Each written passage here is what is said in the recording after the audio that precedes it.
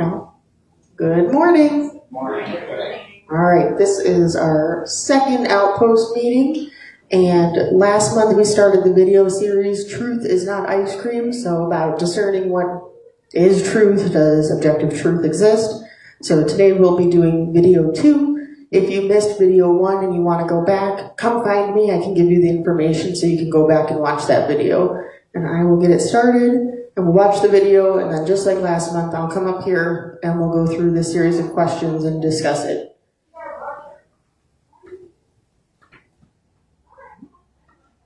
Understand what relativism is, identify examples of relativism in the culture, and be able to demonstrate how relativism is self-refuting. In the last session, we looked at why truth matters. We also saw that truth has been under attack since the beginning of creation. It shouldn't surprise us then that people are asking if there is such a thing as truth. In other words, is truth relative? Now, when I use the word relative, I'm not talking about relative in the scientific sense. For example, it's true that I'm not moving, but it's also true that I'm moving 1,000 miles per hour as the Earth spins. It's also true that I'm moving at nearly 70,000 miles per hour as the Earth orbits the sun. So my velocity is relative to my reference frame. This is called relativity. But we're not talking about relativity. We're talking about relativism. We're not talking about physics, we're talking about metaphysics. So what is relativism? Well, simply put, relativism is the belief that there is no universal objective truth. Truth only exists in relation to individuals or cultures. This philosophy, by the way, isn't new. The ancient philosopher Protagoras, 500 BC, claimed man is the measure of all things. By that, he meant that each man determines truth for himself. He said, something is to me as it appears to me and is to you such as it appears to you. This is equivalent to the true for me but not for you slogan we're so used to hearing today. So some things never change. Relativism is the dominant worldview of today. In fact, I believe many of you watching have been influenced by relativism, and I hope to kind of show you that as we go through this course. In 1987, more than 3 decades ago, philosopher Alan Bloom warned of the influence of relativism. In his book, The Closing of the American Mind, he says this: there is one thing a professor can be absolutely certain of. Almost every student entering the university believes or says he believes that truth is relative. The student, of course, cannot defend their opinion. It is something with which they have been indoctrinated. This statement was almost prophetic. A couple of years ago, a young man went to the university campus in Washington and asked some basic questions. This video went viral. I think you'll be able to see why. Take a look. Are you aware of the debate happening in Washington State around the ability to access bathrooms, locker rooms, spas based on gender identity and gender expression? I think people should be able to have access to the facility. I think bathrooms could and potentially should be gender neutral because there doesn't need to be a classification for differences. I think people definitely should have the ability to go to whichever locker room they want. I feel like at least public universities should do their best to accommodate for those who do not have a specific gender identity. You know, whether you identify as male or female and whether your sex at birth is matching to that, you should be able to utilize the resources. So if I told you that I was a woman, what would your response be? Good for you. Okay, yeah. Nice to meet you. I like why. Really? I don't have a problem with it. I'd ask you how you came to that conclusion. If I told you that I was Chinese, what would your response be?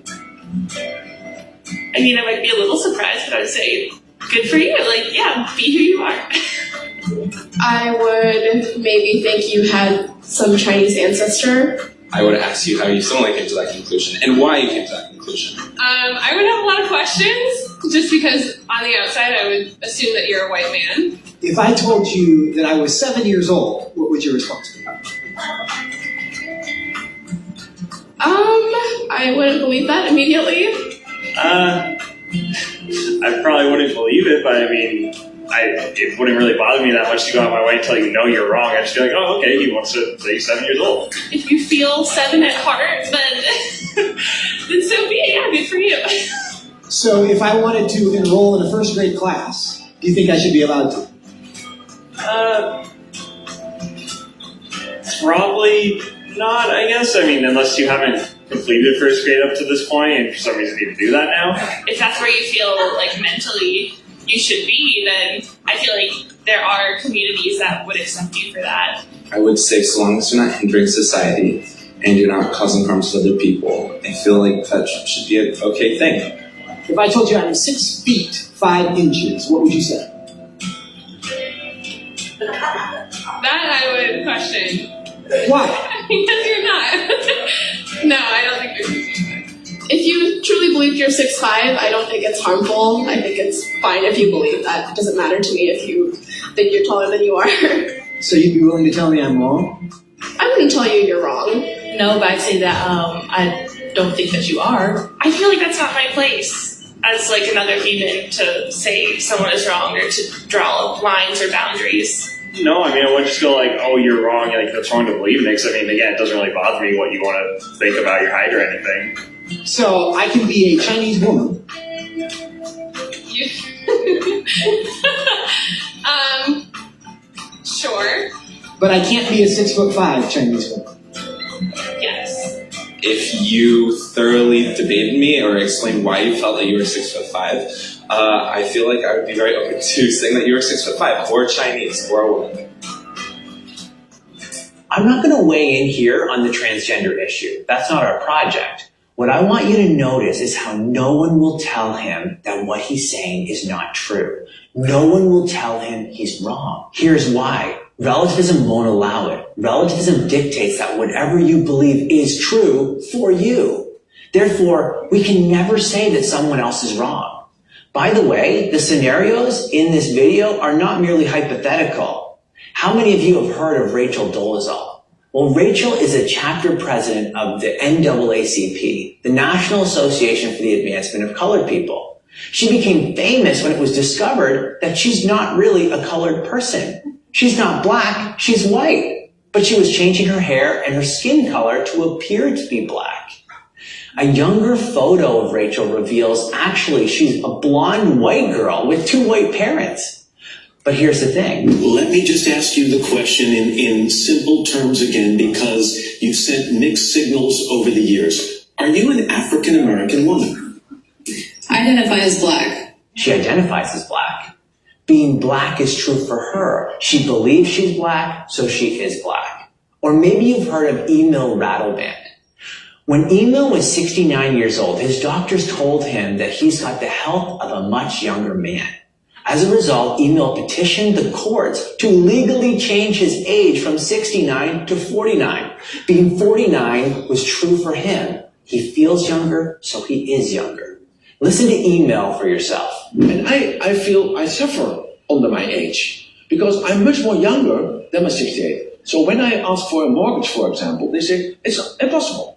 If I go on Tinder, then I get women from 68, 69. When the women are there. And when I'm on Tinder, then they say, okay, then you can lie for your age. You say you're 49. I don't want to lie. I want to be myself. So don't force me to lie. But when I'm really 49 again, I will have a baby again. I will buy a new car again. I will pay my house again. I go outside and I invest my money again. Because now I'm an old man, I have to save my money to give to my kids so they can live. But if I have that age again, I have hope again. I'm new again. And the whole future is there for me again. So how does this happen? Well, in a word, relativism.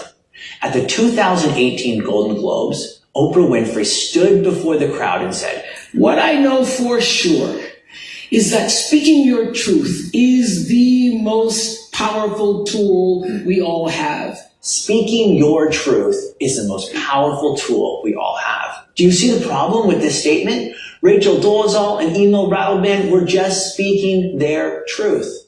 The problem is, there isn't your truth or my truth, there is only the truth. If something is true, it's true for everyone. So the bad news is our culture is deeply influenced by relativism. But here's the good news.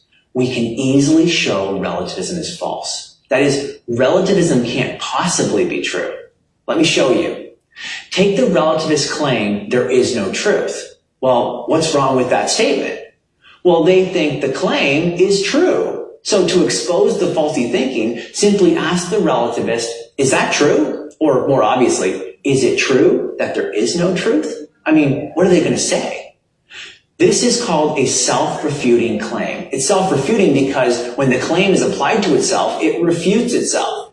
Now, maybe that went a little too quickly for some of you. So here's a couple fun ones so you can get the feel for self-defeating statements. If I said, I can't speak a word in English, well, when spoken in English, that defeats itself.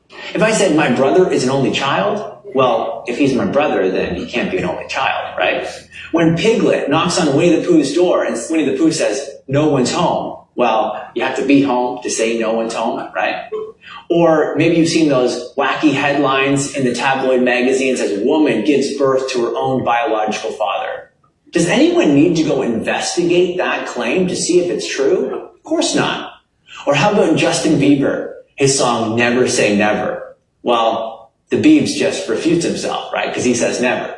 Likewise, relativism is self-refuting. The relativist believes it's true that there is no truth. He believes his true for me but not for you philosophy is true for everyone, not just for him. Many, even some Christians, have been taken in by this fallacious philosophy without even realizing it. It seems so appealing at first, but after some careful thought and a simple question, relativism is easily shown to be false. We've seen that truth must exist. We end up affirming it when we try to deny it. But what is it? What is the nature of truth? In the next session, we're going to look specifically at this question.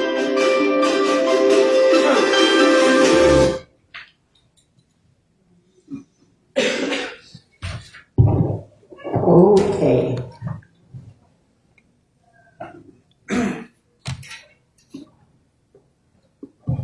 I like that one. Because relativism is everywhere in our culture now, so it's good to think about some of these things. So, our first question then today is, what makes relativism so appealing to people? And why do so many people in our culture believe it? Miss Nancy? Because you get to have it your way, and everybody wants to have it your way.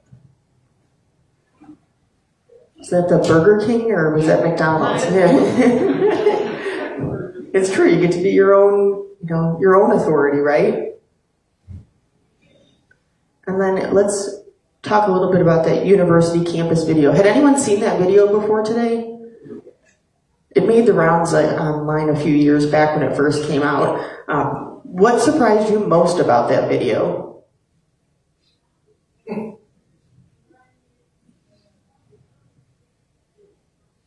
I was surprised that so many people would be unwilling to tell someone, you're wrong. He's clearly not a woman, he's clearly not 6'5", and clearly not Chinese. But everyone was like, you do you. If you want to think that, go ahead. It tends to be because people are so afraid to offend other people. We're living in a society where it's a tyranny of the minority, where the people who get so totally angry at microaggressions, they govern over the people that believe in truth, but they're very afraid to say it because they don't want the business, so to speak. Right, yeah, you can't get hashtag canceled. Also, when the questions got hard, you could tell that they couldn't continue with their truth because they literally couldn't reconcile it in their own mind. Yeah. Marsha? I was just wondering if there were people that did stand up for the truth out of all the people that they interviewed. But the point he was trying to make is how many did not say anything. Right, yeah. Because I came in late, so that's when I came in, when they re-interviewed them, and I was thinking, what if somebody asked me that question, Hold on.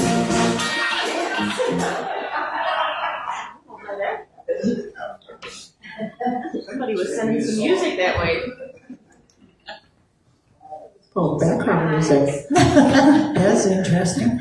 Like, what if we were asked that question? Would we right away stand up and say, no, you're not Chinese God did not make you that way, and you are not 6'7" unless you put on shoes from Elton John, kind of thing. But, when I was listening to them, they're young, and they maybe haven't had experience in life where they've learned it's okay to stand up for what you believe without attacking the other person. So that I know I came in late, but that's what I kind of got from it. Like, I'm thinking there must have been one person I interviewed that called them on it. Come on. I thought it was kind of a joke at first because I walked in. Yeah, I mean, I like to hope, I don't recall when the video first made its rounds. I'm sure it's edited down for, content to hear, or even when it was posted. But like, I'll watch Charlie Kirk, Turning Point USA. He'll go to, on campuses, and it's shocking the amount of people that are just so set on like some of their beliefs. And Charlie Kirk gets into similar exchanges with these college students, saying like, "What do you really like? What about this? What about that?" And then a lot of times then it devolves into name calling, things like that. And I have seen a handful where they're like, "Oh, you did give me something to think about," where it was a respectful exchange. And that's the exception. It's almost easier to go along with the non-truth, because just to go along with it and get people off your back. It may not be any thinking on your part. It might be just reacting to the question and what society around does it. Because if you sit in a Bible study, okay, what's going to come out of the people that are in that Bible study. But when you sit down in a college classroom, that is, and it could even be in a Christian college, because we're seeing that all messed up too. But they're young. They haven't had time to think a lot of this through. And I can say that now because I'm not young anymore. But when I was young, I reacted too before I thought. And then the older you get, you think, wait a minute, don't react so quick, because that may not be the truth, And it's part of my journey. Well, do you think part of that, though, could be some of the failings of the education system, though? We don't teach logic classes in schools anymore, so kids don't know they just regurgitate facts and things like that. They don't know how to take an argument and think it all the way through to potentially its logical conclusion. So kids form these beliefs, about all of these various topics, and they think, well, they only talk to their peer group, where they all agree on the same things. So then the second they start to get pushback, where they're in school, where the professors and the teachers are saying all of these same things, so the second they get pushback or a question, they haven't actually thought through what they believe or why they believe what they're saying they believe.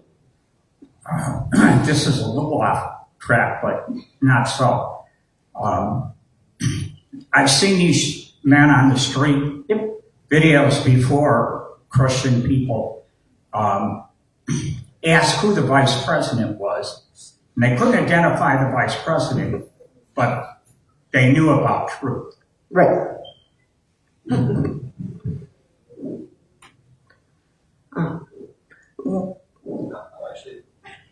Yeah, sure. The education system in and of itself nowadays, they don't want to. They have a slogan of like, we're not trying to teach our kids what to think. We're teaching them how to think. No, we have to teach them what to think. Like we have to give them a foundation of good thoughts to think, and then we can help them to analyze how to think of these things, as long as they're towards the good, the true, and the beautiful. Well, and I think that even in the schools, you get a lot of lately too, of even Christian parents saying, I don't want the schools indoctrinating my kids, and this word indoctrination being thrown around. The thing is, you're right, I don't want the schools indoctrinating my kid, but I'm certainly going to indoctrinate my kid into what I want them to believe and set that stage for them. So indoctrination, the word, isn't inherently a bad thing. It's who's doing it, what their motives are behind it, and all of those things that we need to think about, because when we teach our kids or teach other people what to do, you're indoctrinating. That's what that is.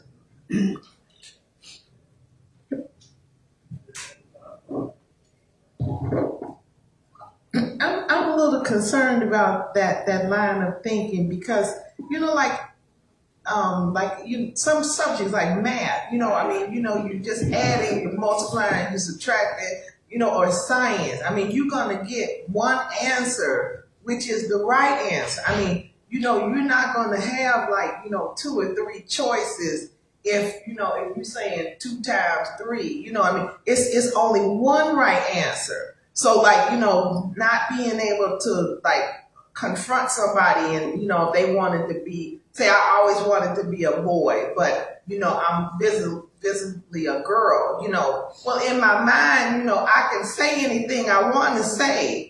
But why should everybody go along with what I'm thinking if what I'm thinking is not true? See, that's what I'm just wondering, and then with a lot of the things they say, the young people are getting their news, and they're getting this news that may or may not be true, and then they're accepting whatever seems more comfortable to them. But who's going to stand up and say, well, okay, that's not the truth. The truth is, 2 times 6, and and it's one right answer. It's not multiple answers. Yeah, I think part of that stems to prior to 1994, people would say we lived in a positive world, a world that viewed Christianity as a positive thing, that Christianity and the Christian morals kind of worked to check the power and the authority. After 94, yeah, 1994. And then from 94 to early 2000s-ish, they'd say we lived in a neutral world, a world that was kind of neutral towards Christianity and Christian morals. And after that, where we are today in 2024 is considered and viewed as a negative world. It is a negative view of Christianity because we believe truth exists. And our goal would be to check the power using what we know to be true, which comes out of the Bible. So part of this then, Terry, is this evolution of remove Christianity, remove Christian morals, because we stand for a view of objective truth, and let this view or this belief in relativism, like your truth, my truth, whoever's truth, continue to fester and permeate all areas of life. We could pull up Google, and there's an article that came out in the past couple of years saying math is racist. Well, how can math be racist? That's the world we live in now, is that, this oppressor versus the oppressed. And, that's all part of the relativism. Yep. I was thinking that children nowadays are being taught by TikTok, Instagram, all those things. Yep. And there's no way to know what the truth is on those platforms. And as Christians, we know we get our truth from the Bible. But if you're not filled with the Holy Spirit, the Bible's going to seem really off to you because of some of the stories are hard to believe. So people think we're nuts to believe them. So that's why there's less and less,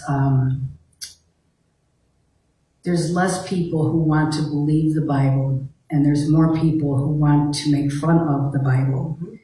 And truth nowadays does not exist, especially with A1. Let me take that back. Truth does exist, but because we have everybody's truth is their own, especially with AI. There's no way you're going to know if you're getting the truth with AI, and it's just going to get worse and worse. So that's why Christianity is so important, because we have that truth to go to, where people who don't have that are never going to know the real truth, because people believe lies today, and it's a sad situation. Yeah, like you said, people are getting their news from TikTok and Instagram. I posted a video this week on the church page. It's 90 seconds to talk about, a specific topic. But it usually takes, someone could say, oh, truth doesn't exist, and put that claim out there in just a few characters. Well, it takes me more than 140 characters of what you're allowed in a tweet to respond to something like that. It's much easier to just make a blanket statement like that and then not have to dig into it. Marsha? Well, what was the term he used? Minority something. Tyranny of the minority? Tyranny of the minority? It was, in other words, it was like the majority has the power over the majority. The minority has the power over the majority. Yeah, yes. Okay. How did we let that happen? I'm being serious here now, because I believe, and when I pray for the government, I pray that the Christians that are in the House and Senate stand up, because I know there's Christians in there. But when he said that term, which is some soul summer. But anyhow, what he was saying is the minority is leading us majority, and, Yeah. we're bowing down to them. Absolutely. Well, how did we allow that to happen? I'll let Scott answer that. Here's Scott.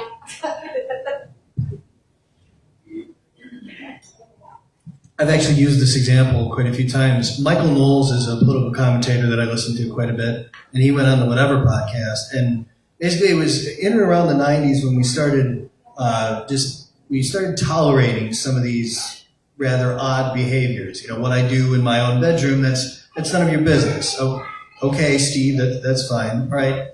Then a few years pass along, and okay, now I want to wear a dress. Okay, Steve, I guess you can wear a dress. It doesn't really affect me. And then a few years pass along. Well, if I'm going to wear a dress, I want you to call me Sally. Come on, Steve, Sally. Okay, fine, if you want. Okay, now, because I can wear a dress and I'm called Sally, I get to go into the women's bathroom. Hold on, Steve. My daughter goes into that bathroom. Now it's gotten so big to the point where we tolerated out of love, and it's gotten absurd. And that's why we're at that point right now. They pushed just inch by inch by inch, and that's how this has happened. In the legal field, you call it the slippery slope argument, and they told all of us Christians when they legalized gay marriage or allowed for civil unions, this is not going to happen. You Christians, you're being ridiculous. We'd never push for these other things. And here we are, 20 years later, and we've entered a world that I don't think anyone would have thought was coming. I along with that, think politics became dirty, and people of good conscience didn't want to be involved in it anymore. So you got people that weren't of good conscience and were more than happy to step in and fill the shoes of people that normally would have a Judeo-Christian thought process. And I think that's the cause of it. I think a lot of effects, like Scott was talking about, came from that, but I think it's the lack of good thinking in the government because of the way the government is now. Yeah, and I'd also say we've had wolves infiltrate the church.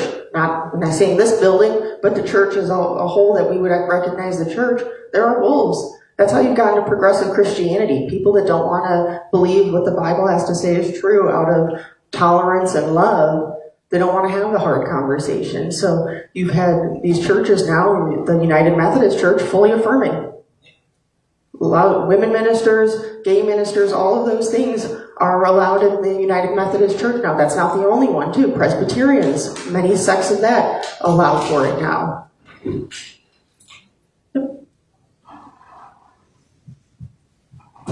I think that Christians need to take responsibility also because there's too much apathy in the church.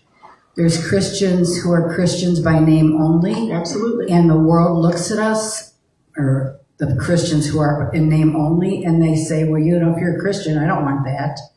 So because we don't take seriously the issue at hand and form parties to do something about it, like churches creating a coalition or doing something to stop this madness, it's going to continue. And I don't see churches taking a big step toward changing anybody's opinion about what's going on. I mean, if churches just all got together, that's what I think. It would be a lot better than just one church trying to, have a trunk or treat to meet the neighbors. Yeah. The evangelical vote still counts. Every candidate still wants the vote of the evangelical. And we'll talk about this more next week, but my class will be specifically on politics and Christianity. But we have a lot of Christians, well-meaning Christians, that are biblically illiterate. We've allowed our scriptures to be turned against us, where they say, hey, you need to help the poor. Jesus said love. Well, read the context. You're not applying the right hermeneutic to things. Jesus also said we need to take the log out of our eye to take the speck out of our brother's eye. We've talked about these things. These are all things that we know that we have to be willing to do, and we need to be willing to say something. The church has been put in this position where we say we can't get political. We don't want to talk about these things. These aren't political conversations. These are conversations about biblical morals that we've allowed to become political conversations so they can tell us to be quiet about it. the liberals write a lot on the separation of church and state. You hear that all the time. Nowhere is that found in the Constitution. It was mentioned in a letter that Thomas Jefferson wrote. And it wasn't even a reference of like the two merging. It was like the state shouldn't influence the church. So they like to throw that in our faces, but just because we're not establishing a national religion doesn't mean that the church doesn't have a place in government, but the Democrats would wish to have it the other way. Yeah, we absolutely, the separation of church and state is there to protect the church, not to protect the state. We're meant to be there to influence and be active. Going back to some of these statements, in this video that we've talked about, just to kind of put some of this stuff into practice, if somebody says, don't force your morality on me, how would we respond to something like that? Don't force your morality on me. How do we respond to that? Don't force your morality on me. They're telling you not to force it on them, but by doing so, they're forcing their morality on you. You shouldn't judge people. How do we respond to that one? We've talked about this one before. We're not supposed to judge other people. They're not ours to judge, but we can absolutely judge other people's behavior. You will know a tree by its fruit. So I love you as a person, but what you're doing, I advise you quit. And it's not even by my own decree. It's by, the Lord, our Creator's decree. Right, and that person saying, don't judge me, well, they're making a judgment. So they're saying it doesn't even follow with their own logical standard. What about all religions are equally true?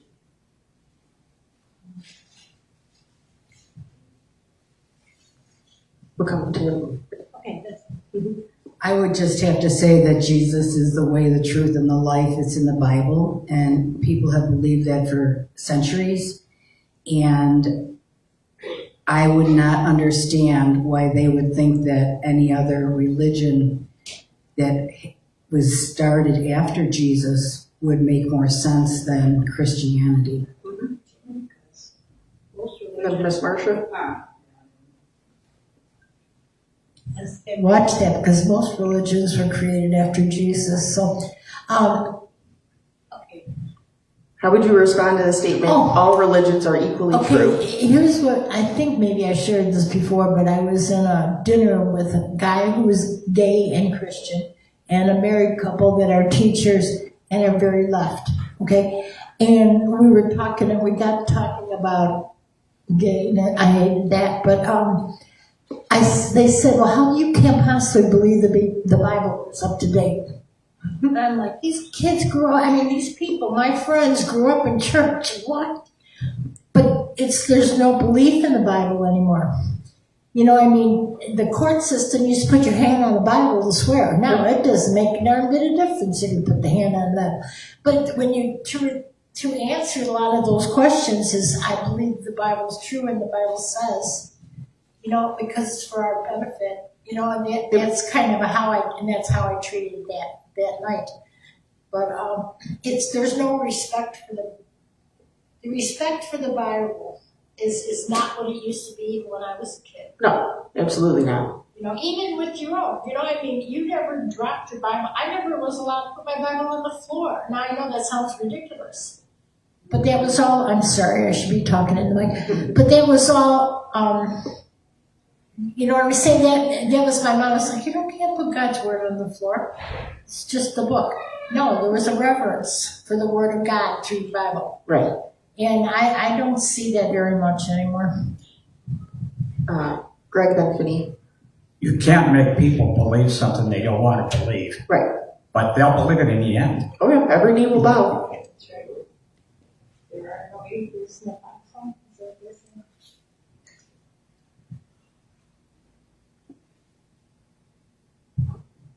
I think most of us in this room are old enough to have grown up in the era of being told you don't talk politics or religion at the table, right?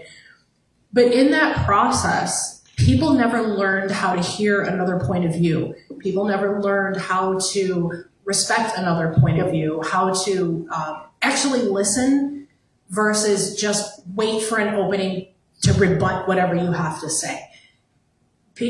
back when I was in college, it didn't matter what your field of study was. The ultimate goal of every single class you were in was to get you to think for yourself. Now you've got these kids, and it's not even just kids, we're talking a couple generations now, who've been so indoctrinated, they don't know how to think for themselves. They're just looking for somebody else to, I want to say, I don't know how I say this in a church. Tell them what to think so they can parrot it back. Like, tell me how to live my life, control me harder. Like, they just cannot think for themselves, cannot make decisions for themselves. And this is the future. Like, when Gen X dies off, God help all y'all, because I don't know what you're going to do. Like, there's still some sensible. But I think part of it is, Tiffany's point of like not allowing for differing opinions. Like, I know people that have cut their parents off because they have different political beliefs or they have different views on how like the COVID-19 situation was handled, that they do not speak to members of their family anymore over these things. We should be able to have, the word university, you go to college, you go to get an education. It's unity in diversity, allowing us to still be united despite differing opinions and diverse thought. So I think I've told you guys I was basically raised in advertising and marketing for 40 years. And part of how people think is being bombarded with different messages at different times. We have, what we determine is that probably 10% of the people are leaders and think for themselves. And that's scientifically done in studies, and it's not right, but that's basically what it is. And so you bombard the rest of the people with messages that you want them to adhere to. And if we don't talk to our children and our children's children and tell them, and I mean seriously all the time, talk to them about what they're doing, who they're seeing, what they're working on. This is what we get. They get to hear what other people are saying to them, because all of them have phones and tablets that they're bombarded with messages that are negative to parents, negative to culture, negative to everything. And if we don't interject ourselves into their lives on a regular basis, that's who they are. There's research that says that whoever a kid goes to first on a topic is who they're going to view as that expert on the topic. So if your kids or your grandkids are coming to you and asking for advice on something, that's take that seriously.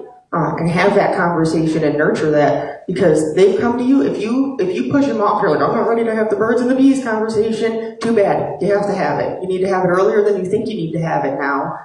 Have that conversation, because otherwise if you push it off, you don't have the conversation, they're going to find a friend, they're going to find a teacher who's going to have that conversation with them. And now you no longer control the narrative. Now that's the expert. That's who they're going to. That's who's going to be the person they speak to on those things now. And part of like that video I posted this week on the Facebook page, our plan is to do more of those, because the goal of them is short, bite-sized videos where if you've got your kid in the car, you've got your grandkid in the car, or you're in an elevator with somebody and you have a captive audience and they ask you a question, you have a kind of a quick way to think through things and give them a response to an apologetics topic, or with this week I'm working on one on the Trinity, because I think a lot of people misunderstand how the Trinity works. So we'll do a small video on understanding the Trinity. My 15-year-old son, one of the things I'm really hammering in is logic, reason, and rationale. If someone comes to you with a concept or an idea, you can use your sense of reason written onto your heart by our Creator as to whether it actually makes sense. And I know there are a lot of people out there that don't care about that, but I don't want to do things that don't make sense, because when they don't make sense, they're not part of reality. And when you clash with reality, reality always wins. I have the opportunity to be in the youth with the high school kids, and they joked recently, she's really making us think today, because I was asking them some questions and making them get some responses, and that's exactly the point. I want you to think, because if I spoon feed you the answers, you're not going to, I don't want that. think it through so that way you can put it into your own words so that way when it comes up, you have a response. But we are running out of time today, so I'd like to wrap up with a prayer and then send everybody on their way. So if you all wouldn't mind bowing your heads. Lord, thank you for this time together and the discussion that we were all able to have. I hope people found it encouraging and edifying. Miss Betty and Kessler had the right idea today to bring up the prayer list. I want to lift up everybody that's on that prayer list. You know what their needs are. You know what the needs are of the people who don't put their name on the prayer list. We would lift up all of those people that your will would be done and that they would know and trust you. And bless us all as we go about the rest of our day for those going home or going to service. In your name I pray, amen.